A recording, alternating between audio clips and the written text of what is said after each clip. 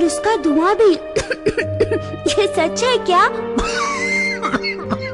धूम्रपान आपके लिए हानिकारक है और आपके चाहने वालों के लिए भी। पापा, क्या हुआ? फिक्र मत करो बेटा, अब हम धूम्र मुक्त रहेंगे। पापा, अब सबसे प्यारे हो। दूसरों को आपके धूम्रपान करने की कीमत न चुकाने दें। धूम्रपान पड़ेगा महंगा। राष्ट्रीय स्वास्थ्य मिशन, स्वास्थ्य विभाग हरियाणा द्वारा जनहित में जारी।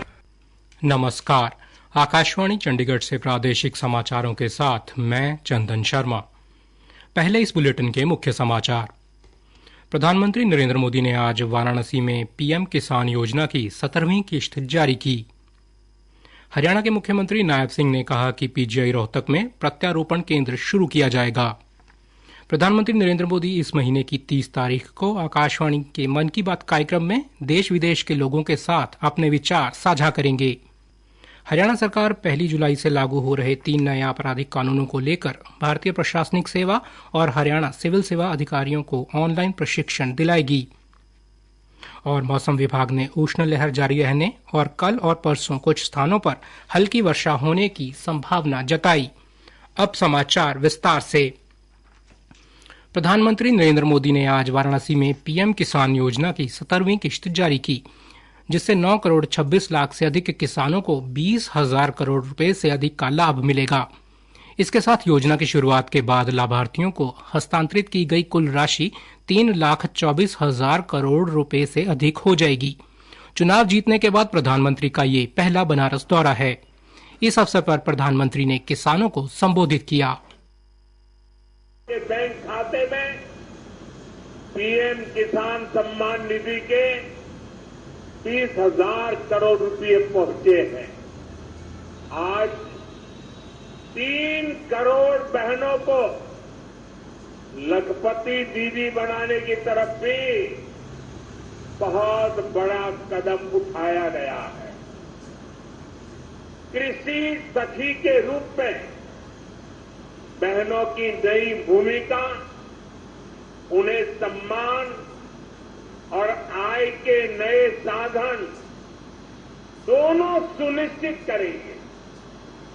मैं अपने सभी किसान परिवारों को, माताओं बहनों को बहुत बहुत शुभकामनाएं देता हूं। प्रधानमंत्री नरेंद्र मोदी ने कृषि सखियों के रूप में प्रशिक्षित 30,000 से अधिक स्वयं सहायता समूहों को पैरा एक्सटेंशन वर्कर के रूप में कार्य करने के लिए प्रमाण पत्र भी वितरित किए। हरियाणा के मुख्यमंत्री नायब सिंह ने कहा कि पीजीआई रोहतक में जल्द ही राज्य प्रत्यारोपण केंद्र शुरू किया जाएगा, ताकि किडनी सहित अन्य अंगों के प्रत्यारोपण को सुगम बनाया जा सके। मुख्यमंत्री आज रोहतक में पीजीआई की गुर्दा प्रत्यारोपण टीम के सम्मान में आयोजित अभिनंदन समारोह को संबोधित कर रहे थे।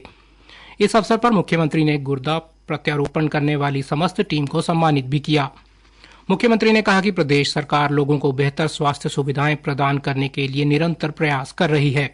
प्रदेश की जनता को सस्ता और सुगम इलाज उपलब्ध करवाना सरकार की प्राथमिकता है। आज हरियाणा में 2 एम्स हैं, जिसमें से एक झज्जर जिले में संचालित है तो दूसरे एम्स की आधारशिला रेवाड़ी जिले में प्रधानमंत्री श्री नरेंद्र मोदी द्वारा रखी जा चुकी है। उन्होंने कहा कि राज्य सरकार प्रत्येक जिले में एक मेडिकल कॉलेज स्थापित करना चाहती है। वर्तमान में प्रदेश में लगभग 18 मेडिकल कॉलेज स्थापित हो चुके हैं तथा अन्य की स्थापना प्रक्रिया अधीन है।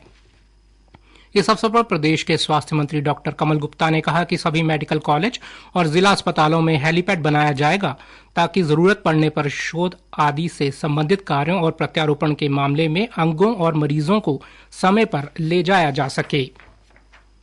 प्रधानमंत्री नरेंद्र मोदी इस महीने की 30 तारीख को आकाशवाणी पर मन की बात कार्यक्रम में देश विदेश के लोगों के साथ अपने विचार साझा करेंगे। यह इस मासिक कार्यक्रम की 111वीं कड़ी होगी। श्री मोदी के लगातार तीसरी बार प्रधानमंत्री चुने जाने के बाद ये पहला मन की बात कार्यक्रम होगा। इस कार्यक्रम के लिए श्रोता टोल फ्री नंबर 1800117800 के माध्यम से अपने विचार और सुझाव दे सकते हैं। आप अपने विचार नरेंद्र मोदी ऐप या माईगॉव ओपन फोरम के माध्यम से ऑनलाइन भी साझा कर सकते हैं। 28 जून तक भेजे गए सुझाव और विचारों को इस कार्यक्रम में शामिल किया जाएगा। ये कार्यक्रम आकाशवाणी और दूरदर्शन के समूचे नेटवर्क, आकाशवाणी समाचार की वेबसाइट और mobile app news on AIR पर प्रसारित किया जाएगा। इस कार्यक्रम की आकाशवाणी समाचार, दूरदर्शन, प्रधानमंत्री कार्यालय और सूचना एवं प्रसारण मंत्रालय के YouTube चैनलों पर भी सीधा प्रसारण किया जाएगा।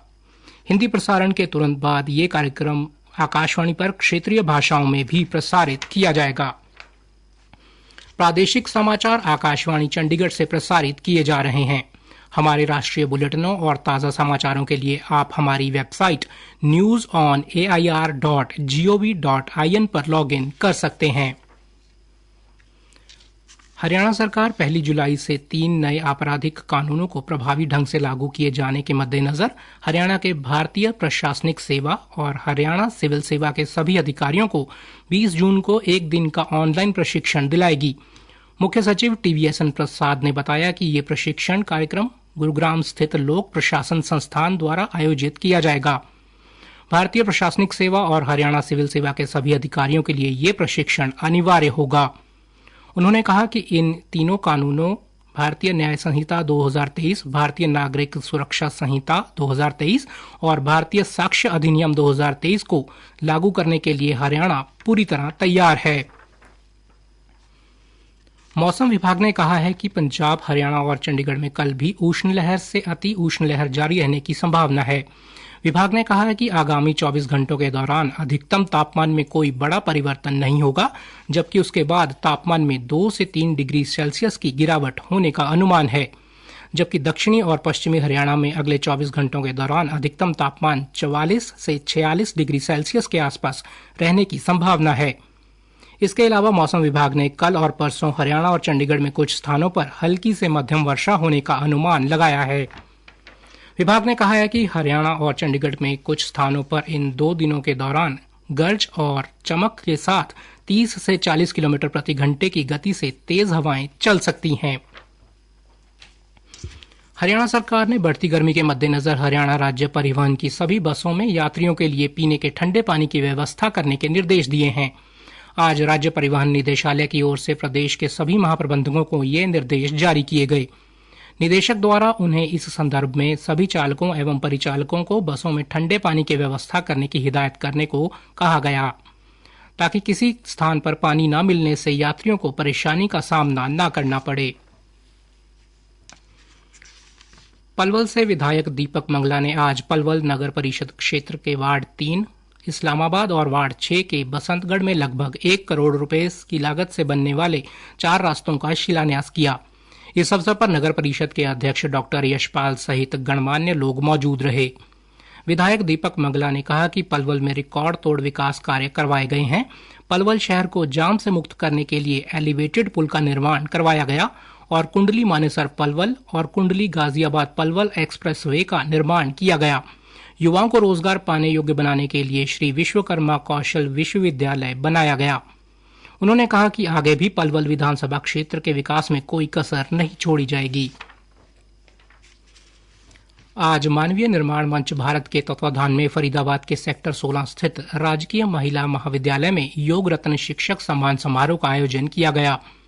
कार्यक्रम के संयोजक डॉक्टर बलराम आर्य ने बताया कि समारोह में 10 राज्यों के 120 योग शिक्षकों को समाज में विभिन्न क्षेत्रों में उनके योगदान के लिए सम्मानित किया गया।